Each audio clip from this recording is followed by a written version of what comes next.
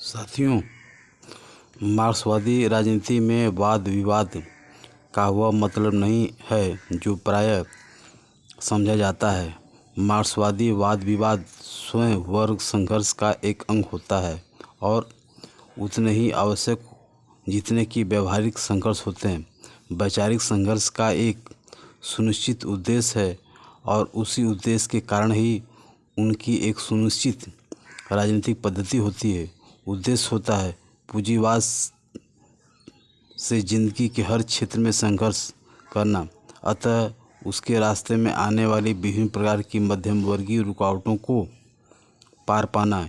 इसी उद्देश्य व पद्धति के कारण मार्क्सवादी वाद विवाद में मार्क्सवादियों द्वारा अपने आलोचकों की व्यक्तिगत आलोचनाएं नहीं की जाती, जबकि दूसरे लोग यह काम किए बिना नहीं रह सकते। कारण न तो उनके पास वर्गीय दृष्टिकोण होता है और न ही उनके लिए वैचारिक वाद विवाद वर्ग संघर्ष का एक हिस्सा होते हैं। पर हर विचार या व्यवहार या सिद्धांत को वे लोग किसी न किसी व्यक्ति के व्यक्तिगत विचार सिद्धांत मान लेते हैं, न कि किसी वर्ग के वर्गीय हितों या दृष्टिकोण की किसी व्यक्ति के मुंह से निकली हुई अभिव्यक्ति मान लेते हैं।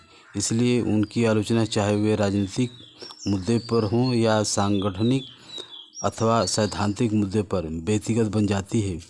सैद्धांतिक आलोचनाएं व्यक्तिगत आलोचना की हद तक पहुंच जाती है।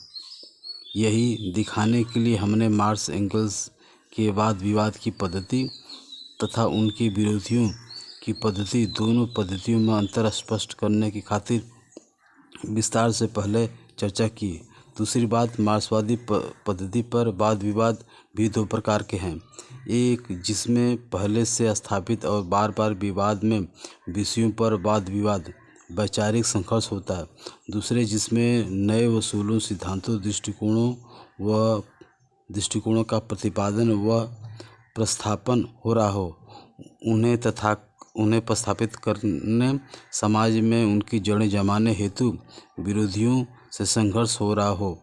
हमें भूलना नहीं चाहिए कि कोई दर्शन या सिद्धांत, चाहे वह कितना ही सच या उच्च या सत्य क्यों न दिखता हो, उसकी सत्यता नहीं कबूली जाती है और नहीं कबूली जा सकती है जब तक कि व्यवहारिक जगत में उसकी सत्यता प्रमाणित व मान्यता प्राप्त न हो गई हो, भले ही इसमें देर या सवेर लगे।